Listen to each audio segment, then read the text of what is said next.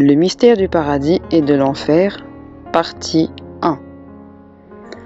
Shalom, shalom, je m'appelle Emmanuel Senayon, j'ai 18 ans et je viens du Nigeria. Je viens vous partager un message que le Seigneur m'a donné sur le mystère du paradis et de l'enfer. Ce témoignage sera divisé en 4 parties. Ceci est la première partie que j'ai divisée en 20 sous-parties. 1. Ma rencontre avec Jésus. En novembre 2012, je suis tombée gravement malade et mes parents m'ont emmenée à l'hôpital. Le médecin a dit que mon taux d'hémoglobine était très bas et que j'avais la tuberculose. Apprendre cette nouvelle fut très difficile pour mes parents car ils n'avaient pas les moyens de me payer les traitements. Alors ils m'ont ramenée à la maison. Tandis que j'étais dans mon lit en train de me reposer, j'ai commencé à me sentir bizarre et mon corps entier devint faible.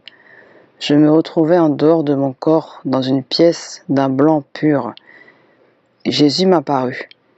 Son visage était beau et lumineux, mais je m'aperçus qu'il n'était pas content.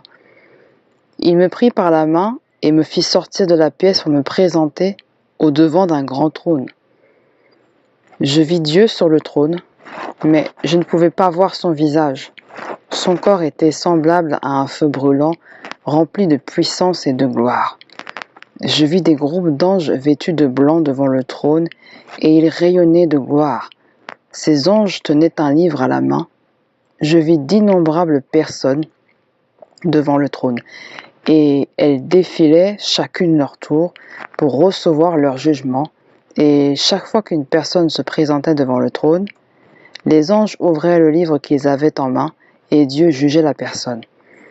Beaucoup de personnes se présentèrent pour au final entendre Dieu leur dire « Retire-toi de moi ».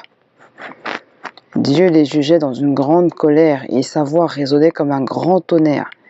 Quand Dieu disait « Retire-toi de moi », une énorme tempête emportait la personne.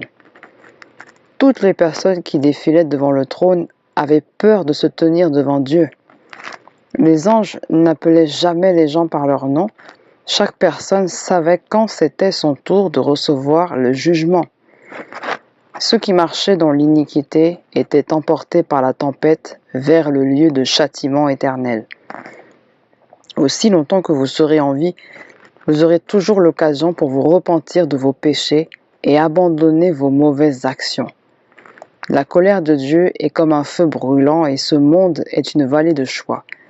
Choisissez Christ.